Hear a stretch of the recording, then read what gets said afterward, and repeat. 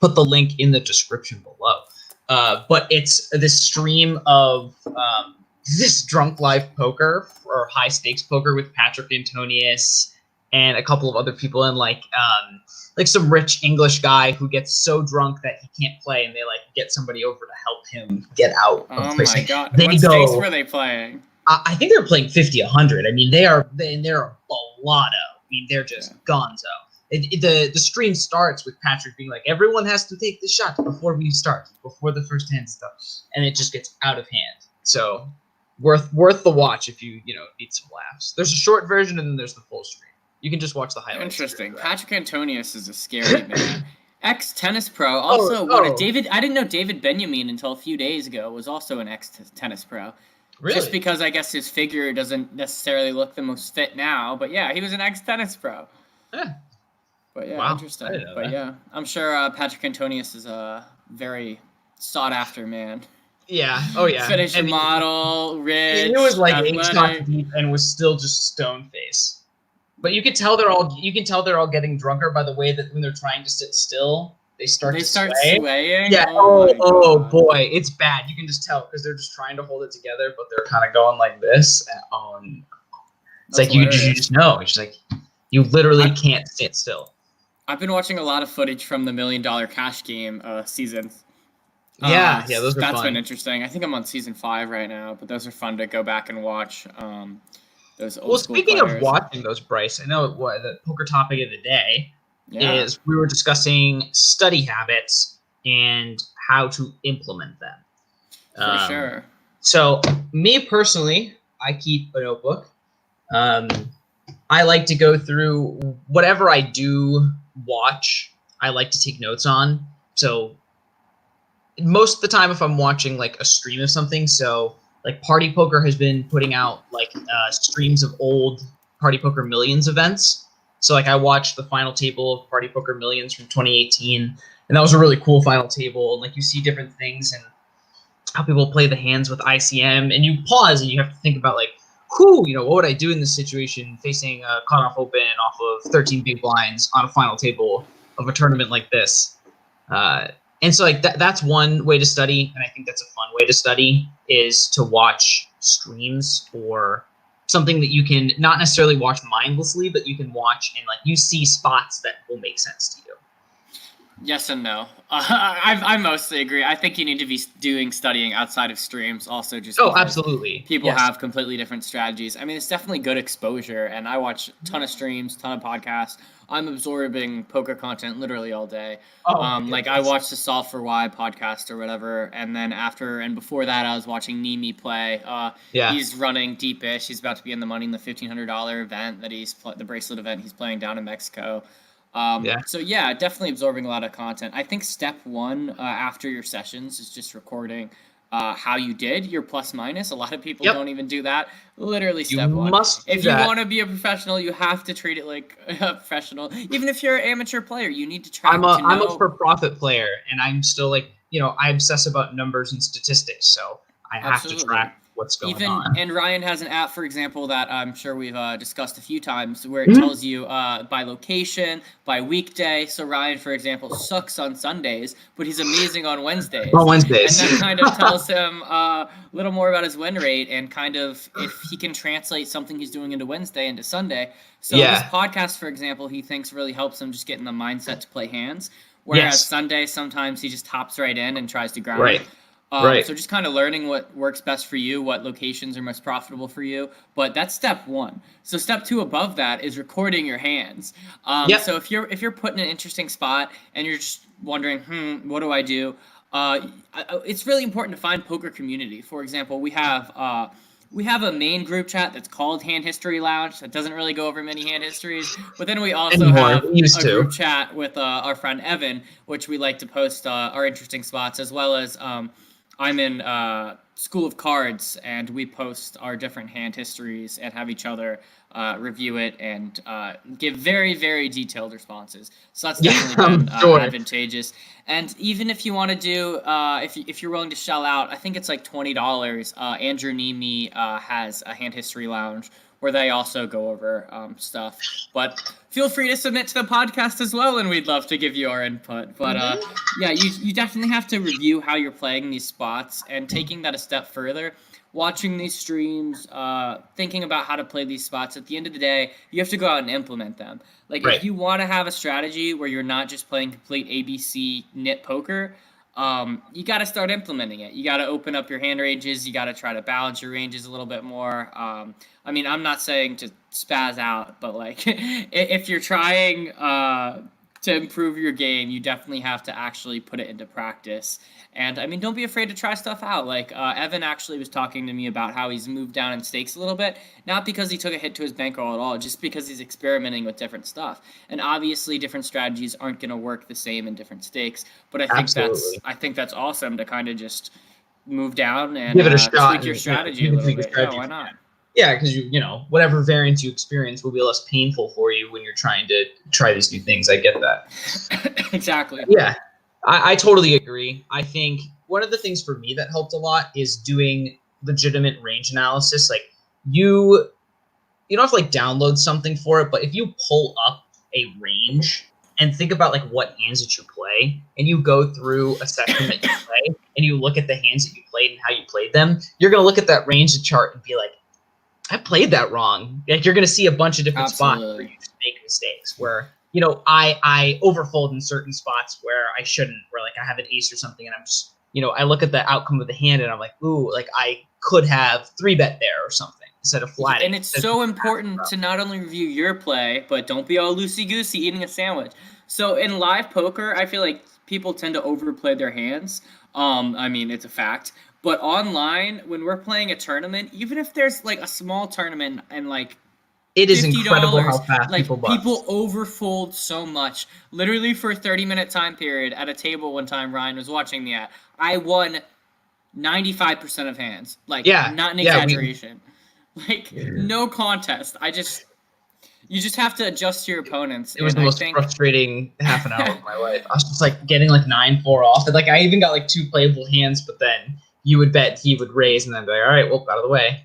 Exactly. But yeah, you did. You literally took like 16 hands in a row. In terms of studying ranges, I was just watching Nimi's stream, and someone was like, oh my gosh, you folded Queen Jack, but you'll play Queen 9. First of all, the Queen 9 was suited, and he was on like the button raising when it folded. Yeah. And the Queen Jack off was like under the gun or something, and someone was like, "Oh, how the heck?" And he very like subtly was like, "Well, there's this thing called like position, and like it's where the dealer." But he tried to. I was like, "Dude, I'd be so mad if someone's like critiquing my play." He handled it very diplomatically, but I don't know if I have the patience. It's really funny though. But yeah, I mean, you need to know the difference between a 6-max chart, a 9-max chart, the difference between tournament and cash game strategy. You have to put between your 100 big blind strategy and your 20 big blind strategy. Absolutely. Those are entirely different. So Ryan probably wouldn't want me bringing this up, but Ryan went through a small downswing, and he decided to just get off the tables and just get into the lab and study. Built his confidence up, because when you're on a downswing, like, your confidence can take a hit. I've gone through it many a times. I went through it a little bit 2 weeks ago, completely back. I took a few days off, basically took a week off, played maybe one session, and then back to the grind. And especially online, it can start to feel like, especially when you're on a downswing, it can just start to feel like you're just clicking buttons. You know, you're just and you also just literally feel like you can't win, and even if it's like subconsciously you're making plays, and it's a self-fulfilling prophecy. Sometimes like, it's totally conscious too. You're just like, man, can I, you know, if you start having the thoughts of like, can I afford to lose this? Or like, you know, am I willing to lose this in order to look like a fool? Like, you have to not care about what other people at the table are thinking about your play. I make some donkey moves. I don't care. Oh, yeah. And like, you know, you can't get on tilt when Bryce starts throwing the little donkey emojis at you. No, you just gotta laugh it off. You just gotta laugh it off. I love that stuff. For sure. So that's a brief synopsis of study habits. Didn't really talk about the implementation too much, but Poker Journal is awesome. Make sure to go over your hands, get into the habit of writing them down. You can literally just type it into the notes section. And some people like have trouble remembering. You can pull the hand histories. Oh, literally. Like Poker Bros has a function where you can just go back. That's how we do everything we do here. Yes. We can pull them, and you can usually email them to yourself. It's amazing. Do that. Discussing hands is huge. And I think you need to have friends who are willing to be brutally honest with you. Yes. Obviously, they don't need to be jerks about it. But, like, I've point blank critiqued Ryan. Ryan's told me he didn't like the way I played a hand. You have to be honest. At the end of the day, like, one hand isn't... There's no one correct way to play a hand. But there are wrong ways to play There are 1,000 wrong ways. It's the best way of putting that. But, yeah, poker's a beautiful game. You got to get different insights from people, and you got to put in study time. You got to put in the hours. If you've paid attention to this podcast at all, every single guest that we've brought on here has had a different mindset about poker, has had different abilities at poker, has had different strengths at poker and different weaknesses at poker. And like Bryce and I are the same. Like, we have strengths at poker, we have weaknesses. And it's interesting to see the differences between people. Absolutely. And some people, it's that. Yeah, but at the end of the day, I don't think being a nit in like our club is the worst thing, because you still find a way to get paid. I don't know how. I guess people watch me bluff off everything and then are like, "Oh, hey, Ryan must be doing it too." And they're like, "Yeah, they must be buds. Like, they know each other." I don't know, but I don't know. I mean, you're gonna see. I got a couple hands today that are. Speaking of, let's get right into it. Alrighty. Gosh, freaking Bovada, man. Get out of here. Yeah, so this is against Anonyfish. Jamie. Oh, is this heads up? This is heads up. Ooh, so Jamie and I do this fun little heads up thing every Saturday. We get out in the morning, we play. Raise to 4, a big boy raise. Is this an adjustment? Do you normally raise this big? So we've been playing 51 for a while, and so buying, we're all 200 big blinds deep, and I think just specifically because we're so deep, you really shouldn't be opening to 3 big blinds. You should be opening to 4 because there's just so much back. And how can you expect to get stacks in if somebody 3-bets you 3x and that 3x is like $12 instead of 6? Like, it just helps build your pots. I think it's player dependent. I think the fact you are deeper makes it easier, but I think a standard raise 3 to 3.5x even off these stack sizes is okay. But given this player, I played him a million times. Given our times, dynamic as well. 100% agree. 4x. Yep. Totally fine. 5's totally fine open, obviously. Let's see what he decides. He flats. Okay, flats. Let's see a flop. 3-10-4, and Jamie decides to check it over to you. Interesting. That happened fast. Okay. So you go 4 into 8. Do you want to describe a little bit your thought process? Yeah, so I've been doing this a lot from the button specifically when check 2 because he's been folding a lot. And what I found is like I didn't even necessarily have to go 4 because, if he has a 10, I'm in trouble. If he has a 3 or a 4, I'm obviously good. But there's a lot of things that he can have when he flats the big blind that just have missed entirely. There are like, 9-8 combos that aren't going to call. There are, queen-jack combos that aren't incentivized to see a turn. But there, he can have a lot of draws. He can have a lot of stuff. But this folds out a lot of his range. And I honestly could have gone a little bit smaller. But interesting. It is what it is. Interesting. Yeah, I mean, I like to go a little bigger against him on flops. We're totally different players. I probably would have gone like 60% here. I don't mind 50% from you. I think that's a really standard C-bet from you also. It is. I think you tend to size a little down, which I think plays into your strategy. I agree. I mean, obviously, a 3-4-10 board isn't the wettest. There's a flush draw with some straight potential out there, but I mean, you block the straight with the 5. So I don't. Which is going to come in. I think it's fine. And when he raises you to 12, I don't think you can let this go ever. There are draws that he can have, and he totally is the type to raise a 4, like totally.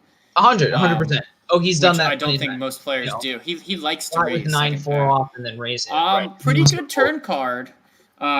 Brings in another flush draw, but makes you open ended. I'm sure he bets into you. He does. He goes half pot, I think, 17-5. 17-50. Interesting. Wow. Oh. Interesting. So I go for the raise here. I double block the straight. I'm open-ended, and I want to put pressure on things that are like his flush draws here because he didn't 3-bet me. Like, if he has a 10, it's probably a weaker 10 too, and I have all of the stronger 10s. So if he has something like 9-10, Jack 10, Queen Jack, I don't know, like hands like that, this is going to put pressure on them. They're probably not folding here, but they can fold to a river jam. And I want to make it look like I am going to put all the money in the middle on this river, whatever it costs. Okay, so assuming, let's say it's a queen of spades, what do you plan on doing on this river? If check 2, I'm going to shove. Okay, I'm assuming that's because you said you want to make it look like you are. You weren't Right. necessarily saying that you were going to do that, so that's interesting. Right. Oh, yeah. I think that's interesting because if he calls you, it's just so interesting. Like, I don't know if this is the best place to raise. Yes, you double block, but with 2 flush draws out there, I think against a sticky opponent, he's not going to fold. I don't think he's folding a 10 here ever, to be frankly honest with you. Yes. I don't know the result of this hand, and I think it's really interesting watching it basically real time. Yeah. Well, not real time, you know what I mean. Right. Yeah. I don't know. I don't love it. Well, I'm interested to see how it plays out. I don't even know what insight to give. Because when he flats you, do you just put him on a flush draw? I put him on it. I think when he flatted it and didn't just jam over the top. I agree. I think ace 10 jams, any set jams. I think that's what I was talking about. Was like I can raise this and maybe his draws will flat, but if he has something, I mean that's the problem. Is if he's ahead there, he should probably just. If a heart comes and he checks, do you take the free check or do you still barrel? Diamond, I'm assuming you probably still barrel. Yeah, diamond and barrel. If the heart comes out, what your plan was? Probably. Oh man. I mean, I don't know what comes. I'm assuming it wasn't a heart based on your. Yeah, it wasn't a heart. Queen of clubs, close enough. Interesting. Checks, and I'm assuming a jam. Unless, interesting. Okay. Yep. I love the jam. Obviously, I had to follow through with it. You have absolutely no choice, and I think that really the only hands you should be afraid of are like Queen 10. If he has Ace 10, I think he would have jammed. 10 Jack, I can see flatting, but I honestly think he would have jammed. King 10 jam, I don't know. I guess the Queen's kind of irrelevant. You're repping sets and 5-7 for straight. That's the issue. I mean, yes, it's heads up. Yes, but when you raise pre-flop, I mean, it's not really in your range. You don't really have 3s, 4. I mean, I guess you do. It's heads up. You do technically. Yeah, exactly. It's just interesting. Like the board obviously favors the caller's range. Like, I honestly am curious as to what he ended up putting me on that caused him to fold. Or I hate to ruin it here, but he decides to fold. I don't know what the hell he has, to be honest with you. Would you like to know? 8, 9 of hearts. He had Ace of spades, 10 of clubs. Wow. He had Ace 10. Wow. I am shocked. And when he told me that, shocked that he didn't jam turn. I could not believe that he had. I mean, I couldn't fathom how he folded that river. I couldn't fathom it. I don't hate the river fold, to be honest with you. It really. I do hate it. I think turn he has to jam. Has to jam. 100%. You can have draw. No river is gonna be good for him. If it's a heart, he's like shit. If it's a diamond, he's like shit. If it's an overcard, he might fold. I mean, at this point, I think he's putting you on way stronger than a single pair. Yes. But if you're gonna call turn, you have to jam. I'm not saying he has to call turn. If you just decide that this fairly nitty player has it, you can fold. But you cannot call and then fold to a Queen of Clubs river. You just can't. That's the problem. That was the real problem, was that I had ranged into a weaker 10. Yeah. And I think that a weaker 10, there's a little bit more of an argument because there's more hands that I can have that beat you. But here with Ace 10, I don't know about it. I don't know if I could find a fold. Given the action, it's tough. While I mildly insulted your turn play, I was wrong. First of all, I thought Ace 10 he would have called you down with, and I misread the opponent. I guess that's probably our images. I think he would have jammed that on me, 100%. I think he would have jammed on me. But I do want to applaud you going with it and jamming river. I mean, obviously Right. that's your plan, but I think Ryan a year ago would not have considered doing No, with this. 5-0, I That would wouldn't have been a thought in your mind. yeah, it Literally wouldn't have been a not in thought. your mind. So very happy to see you follow through with it. Oh, I Bryce, love it. you're gonna be even happier with the next hand. Oh well, I cannot wait to see. Let's get it. But nice hand. Thank you. Well played, my friend. Yeah, that was a very good session for me. I think I really I ran well, and every bluff that I made worked. It was just one of those heads up sessions where they're always high variance, and sometimes you end up on the absolute other side of that. Where every time you go for a bluff, you just get snapped off by the nuts, and every time you play a value hand, somehow they show up with a better one, and like that happens. And I did that to him, and it feels horrible when it happens to you, but it's great. It's great when you're on the winning side of it. Oh, absolutely. I was upstuck yesterday and a little frustrated. Whenever I'm upstuck, I'm always like, dude, like, chill out. Like, you're having a winning session. You're playing. I think I played really well. I didn't make any ill-timed bluffs. I've gotten a little out of line in some rivers where when he calls a big turn bet, he's calling me like on almost any river, and I've finally adjusted to that. But yeah, had a good session. It's the first time I played him. What the heck? Does this dude have $13 in front of him? What are you talking about? The hand you sent me. Punnett has $13. Oh no, you should not have 13. You should have 50. Who is that? Punnett? Oh, maybe it was the end of the thing or something. Oh no, it's good. It's good. I don't know. It popped up as 13. I was so confused. Okay. I was like, why are we reviewing this? Yeah, so we're heads up. This is like we had we literally just opened up this. It was actually just kind of funny that it shows a full table because we had opened up a 6 max or a 9 max like this, and he and I have been playing heads up for a bit, and obviously like he bought in for less, and that's fine. And I guess it has something to do with your strategy. I mean, it should when you're double over what the person has. But yeah, I mean, to this point, I've played with Punnett a considerable amount. I have him tagged as a fish because he makes really weird plays at weird times. But you're going to see this is a particularly interesting hand. So I'm with King 3 here. We've been playing for a little bit, probably like this is like 20 hands in.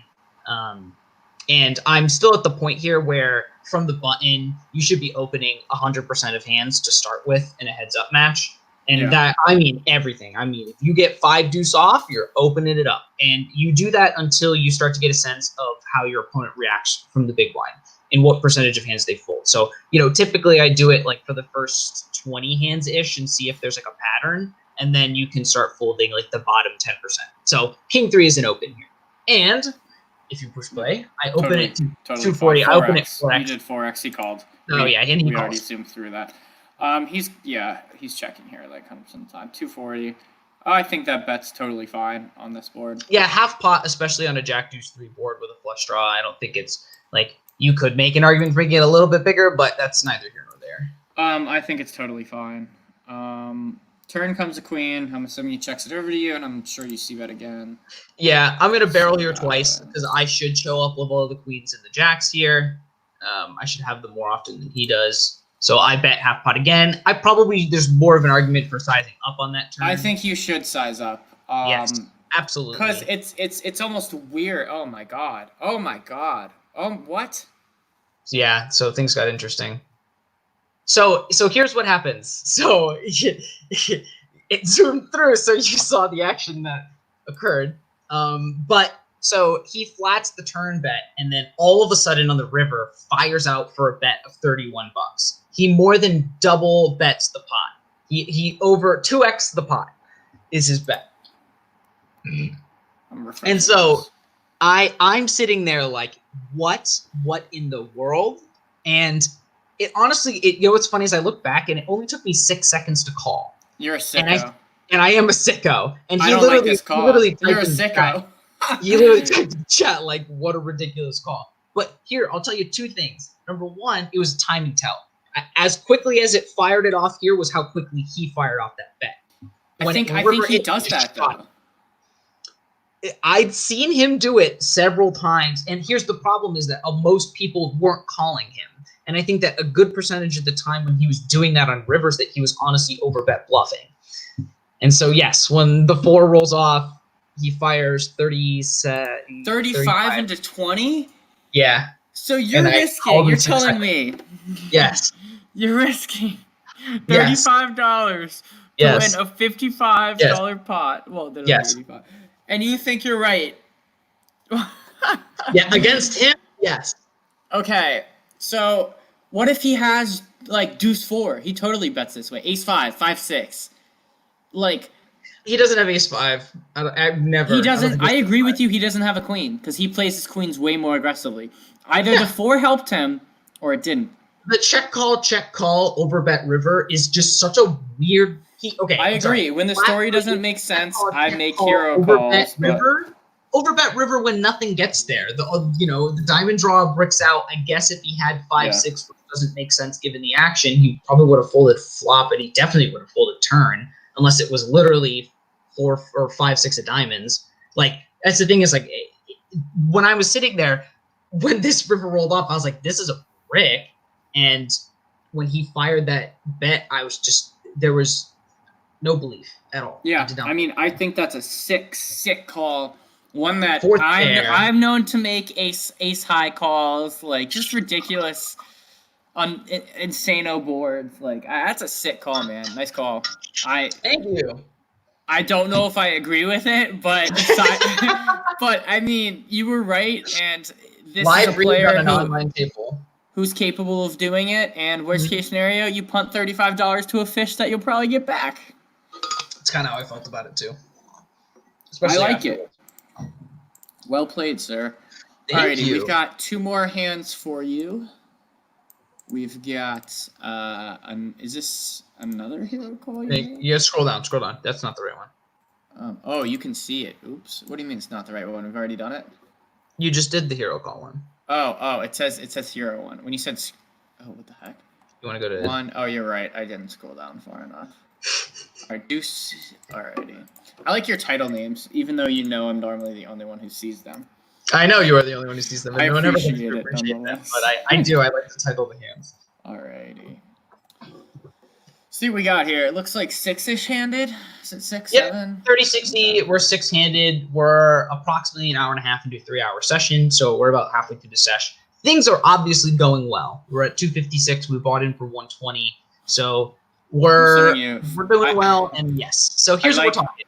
I like the 4x, by the way. Yes, we're playing 6 max. We're under the gun. We have deuces. Sure, perhaps this might be the rock bottom of your under the gun opening range, but I don't think there's really an argument against opening deuces here, and especially given the table that I'm playing.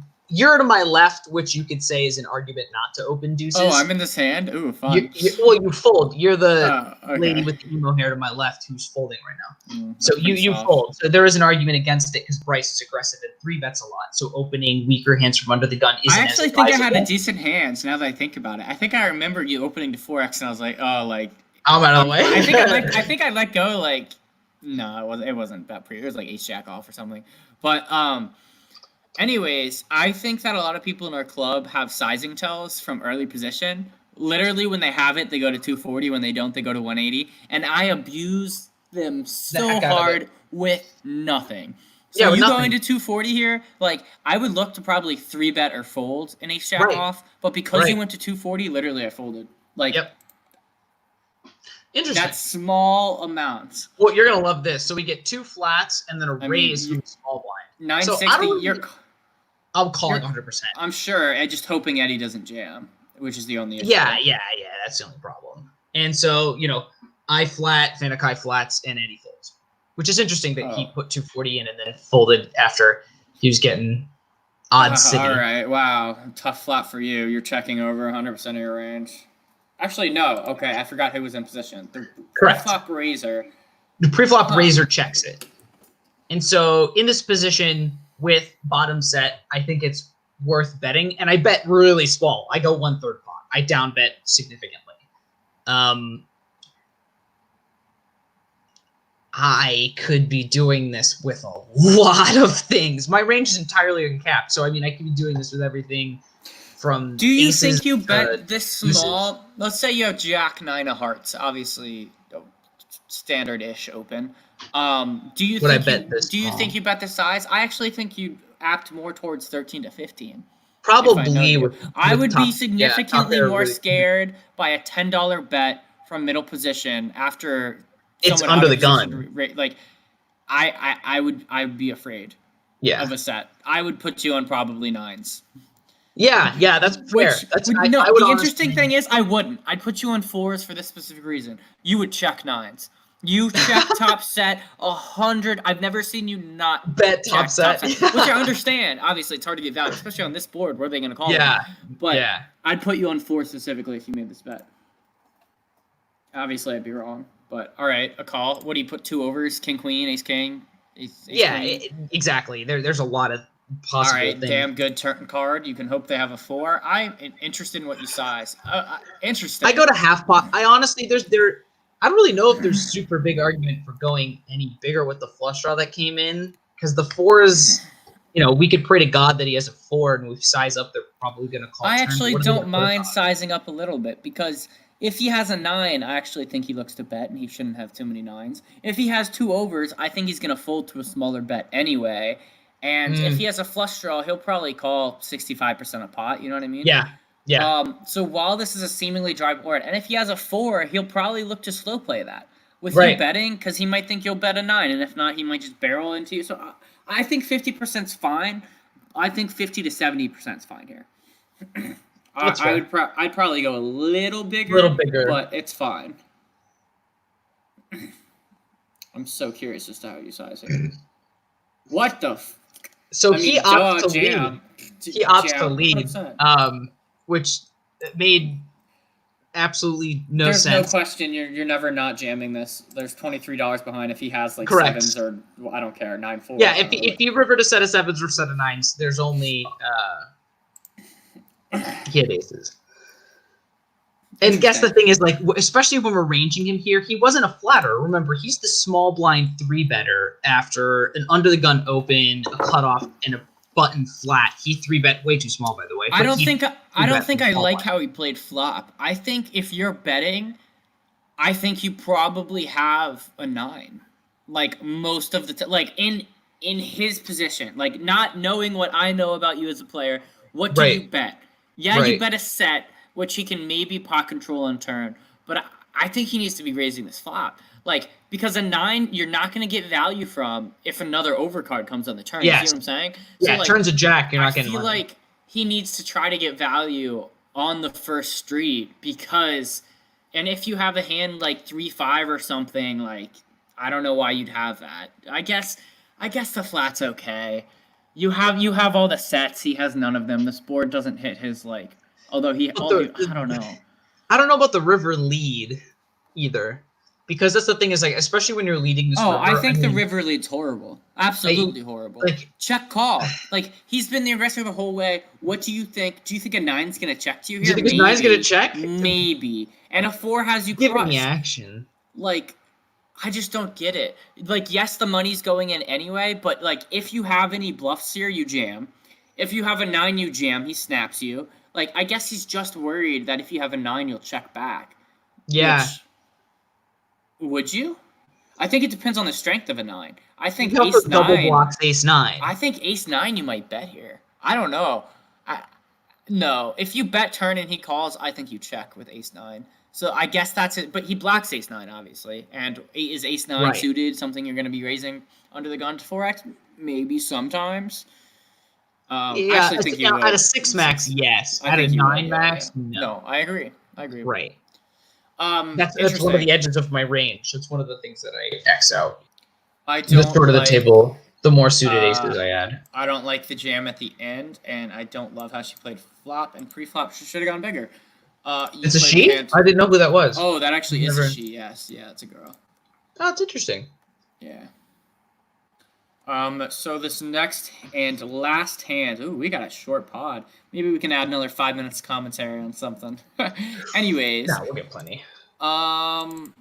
Let's get into it. So I am playing 2-4 in the heads-up battle that I've been going on We're about 10 sessions, 40 hours deep, and we're about even. I might be up a couple hundred, but nothing huge. And for 2-4, I don't even think anyone, like, I'm not even up a buy-in. So he's a very good, very competent player. And we have some fun. Actiony games, we're pretty deep. The standard raise size is 4x. Here, I don't know if I misclick. I went to 14, which I initially started doing like in the beginning, but I adjusted to 16 based on his play and how deep we would get. I think it's fine. 7-9 obviously isn't the best hand in the world, but I think it's on the button. On the button. And it's absolutely not bottom 10% of your range, which is only King 5-6. He's probably gonna check it. Oh, I know he checks it over to me. And King hits my range. We've got some equity in the fact that we have the gutter ball and 2 overs to the 5-6. I think that's literally having the gutter ball as the. Here's the thing: is like you have to balance this range, right, on a King 5-6 board like this, where hands like 9-7 are a bet some percentage of the time, like they just can be. But you obviously have to be checking here some percentage of the time. If only, not for protection necessarily, but like, I guess realizing equity is something that you can do on turns. And like 9-7 is something that if you hit your straight, it's a hand that's harder to see on the board. So he tends to go, when there's a board like this, I feel like he normally goes like 66%. Like, I normally go like 55 to 60, the fact that there's flush draw, king on board, as well as some straight potential. So it's not, it's not an incredibly wet board, but at the same time, I like to go a little more than half pot, especially heads up. So I decide to go to 18 into 28. I think that's totally fine.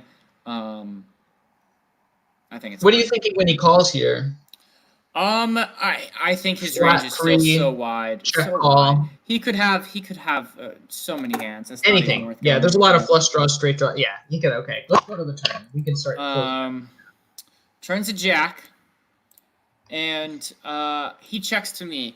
So I think the jack actually is probably one of the worst cards in the deck. I agree.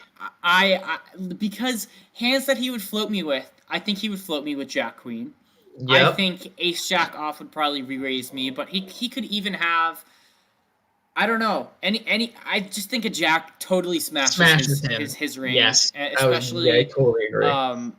When he check calls flop, and I don't imagine him having King Jack or anything of that nature, so I think I have way more 2 pairs, but I just think he's gonna what calls flop that folds turn unless it's something like literally think of even like 8-9, 9-10. Those hands probably call here. I mean, depending on suit and depending on size, but like the Jack is a very bad card. Jack's not a good card. I decide to check it back, which that's totally fair. And like we said, like there are turn cards with 7-9 here that you're gonna find a barrel on. Like, absolutely. If you turned a 7 here, you could even barrel. Even if a deuce 3, if a low card comes out, I barrel. You can barrel. If an ace comes out, I might even bet. I just think a jack is a horrible card. Bad card. Because I think an ace, good aces, he'd look to 3-bet me. Even like ace 5, ace 6 suited. Like, an ace is a way better card than a jack. Anyways, an 8 comes out, giving me the Nutter Butters. And he bets 40. We love to see this, obviously. We do love it. Confusing as hell. Yeah. Because what does he have? He's not floating flop with Jack 8. Unless it's like Jack 8 of hearts, which makes some sense. Yeah, but it's one combo. We can't range him now. 9-10, deciding to turn their hand into a bluff just with blocking the straight. That shouldn't be there all too often. I should not show up with 7-9 frequently at all. No. It's a hard hand. Sets make some sense. Just because I was aggressive on the flop and pre-flop, he might expect me to barrel on that turn. But I think like a hand like 8-6 makes a lot of sense here. Is he someone who, when he holds a set, tend to be like? Is he very aggressive with his sets, or he's pretty aggressive at the same time out of position against a fairly aggressive player? I could see him checking turn, wanting to get value on the river, thinking, but what do I check? Like, what am I calling? Is the interesting thing. Like, right? Because if I had a king, or even if I had a jack, I'm probably betting that turn. Exactly, that's the problem. So, is like you don't really have a king here. When you I raise, and I'm trying to get value. I don't want to go too big, but I also. I don't want to. And now this guy's got to be like, what in the world? I go 140. This dude's probably confused as hell. He doesn't wait too long, and he raises to 380. At this point, I'm looking back at my hand, and I'm like, does like Queen 10 make a straight? Literally, Yeah. Like it went through my head. I was like, do I not have the nuts? Because this guy normally doesn't like spaz frequently at all, especially on rivers. Yeah. So I am debating between jamming. I don't have much behind now. Do I really have 1,200 left? Yeah, you do. Okay, so I have 1,200 left, but if I go to like 800, I think 800 looks way stronger than 1,200. I think if I decided to check back turn with like ace deuce of hearts, which I wouldn't do, even if I just had the ace of hearts in my hand and I decided to just spaz off with this, I jam river. I don't min raise. I think that jamming looks more bluffy than raising like somehow smaller here. I mean, we can't get too nitpicky. I just rip it in. Wait, what? No, he didn't call. Did I put call? Oh, he does not call. He folded. Ignore his call. I did not win that big of a pot. Yeah. Okay, Bryce. Choosing I didn't. Ignore his call. Yeah, he folded, and I think he told me he just had a pair. He might have said he had two pair, but I think I asked him. I was like, "What the hell did you fold?" Yeah, something like king jack. I think he might have just had a king. He might have had like. He could have even had something like king 6, king 5 as well. I think he told me he had a pair, and I believe him. I don't know. I don't remember. That's weird though. He might have said he had two pair.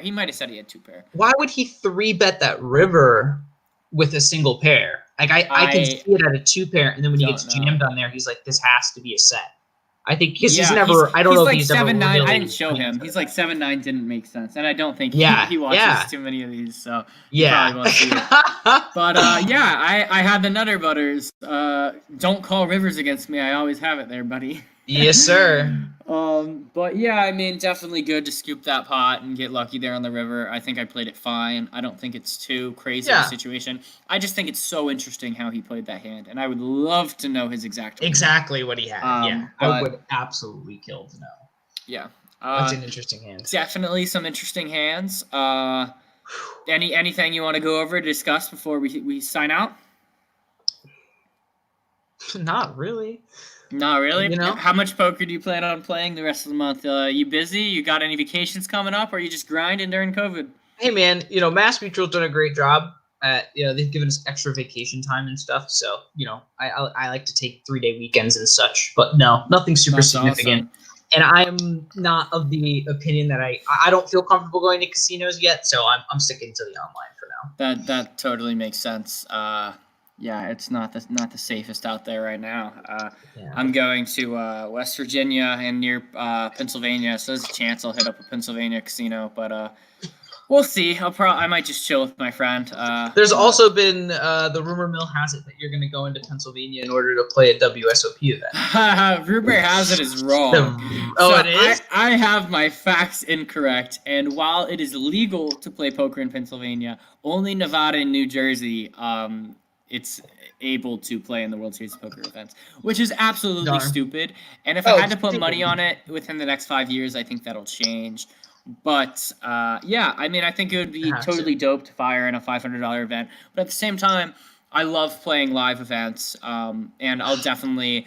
I think my plan is to probably put about $15,000 next year into the World Series. Well, no, that's incorrect. I'll have a $15,000 package, and I think I'll have about half that myself.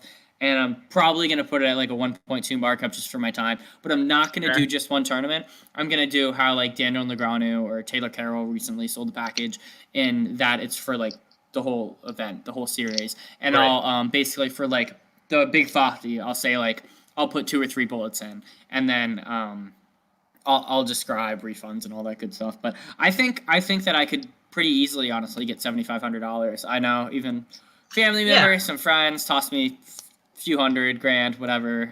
So I think that'll be cool. Fun sweat. I totally agree. I think that super fun also when you're staked too. Like, for sure. It's also like you're not just doing it for yourself. You're doing it for the other people that you're doing it with too. Exactly. Yeah. Last time I was staked, I made you some money, buddy. You made me money. Annoying thing is once I make all this money and I make more than $600 for each person, I gotta fill out W-9s for everyone.